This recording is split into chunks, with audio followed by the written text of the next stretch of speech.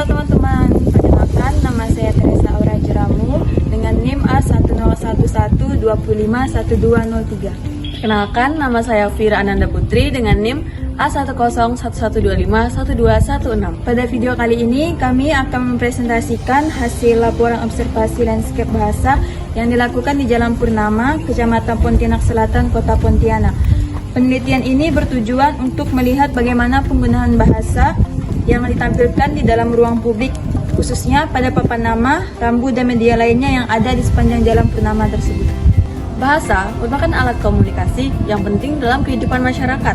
Di ruang publik, bahasa bukan hanya menjadi alat penyampaian informasi, tetapi juga mencerminkan identitas sosial, budaya, bahkan ideologi suatu masyarakat.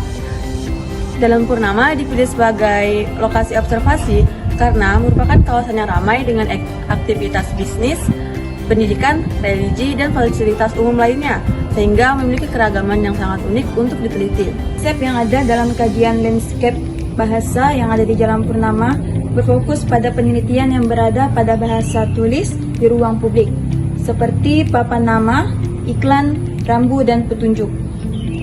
Landscape bahasa yang kami gunakan ada 3. Yang pertama, bahasa monolingual, 1 bahasa. Yang kedua, duilingual atau bilingual, 2 bahasa. Dan yang ketiga, multilingual, 3 bahasa atau lebih. Selanjutnya ada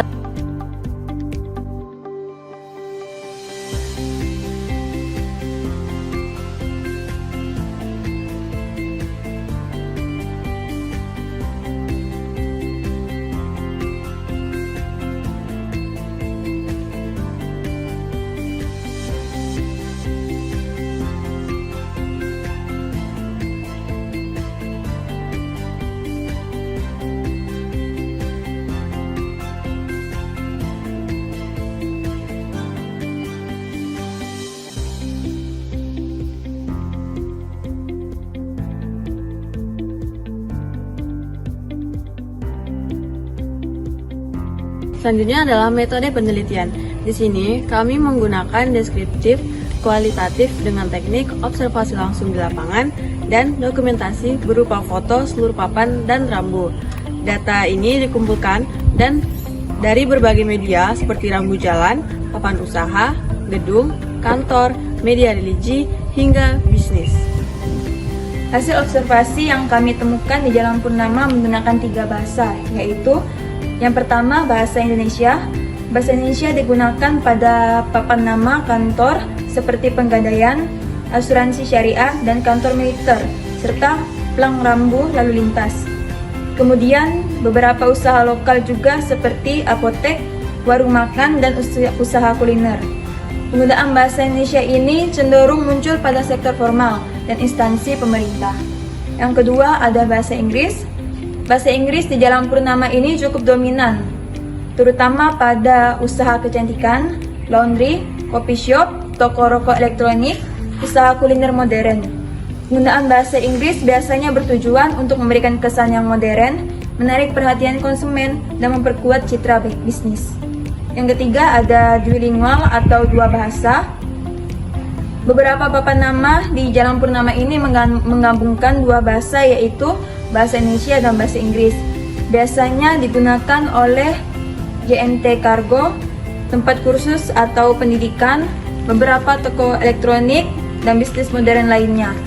Penggunaan dua bahasa ini menunjukkan perpaduan antara identitas lokal dan citra global. Dari observasi yang dilakukan, terlihat bahwa penggunaan bahasa Inggris lebih dominan pada bidang bisnis. Bahasa Indonesia lebih digunakan pada bidang formal. Masyarakat di Jalan Purnama cenderung memadukan kedua bahasa untuk menciptakan kesan yang modern. Dan hal ini menunjukkan pengaruh globalisasi terhadap pengaruh bahasa dalam ruang publik. Bahasa Inggris sering dianggap lebih bergengsi atau lebih menarik. Namun, hal ini juga berpotensi menggeser peran bahasa Indonesia sebagai bahasa utama yang seharusnya digunakan di ruang publik sesuai Undang-Undang Nomor 24 Tahun 2009. Kesimpulan yang dapat kami ambil dari hasil observasi kami di Jalan Purnama yaitu mencerminkan dinamika sosial masyarakat modern yang dipengaruhi oleh globalisasi. bahasa Indonesia tetap menjadi bahasa utama dalam konteks formal, tetapi bahasa Inggris mendominasi sektor bisnis dikarenakan dianggap lebih menjual dan modern.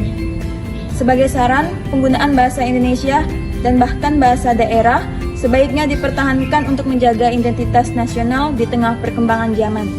Ruang publik seharusnya menjadi wadah afirmasi yang menggunakan bahasa nasional tanpa menghilangkan kreativitas penggunaan bahasa asing.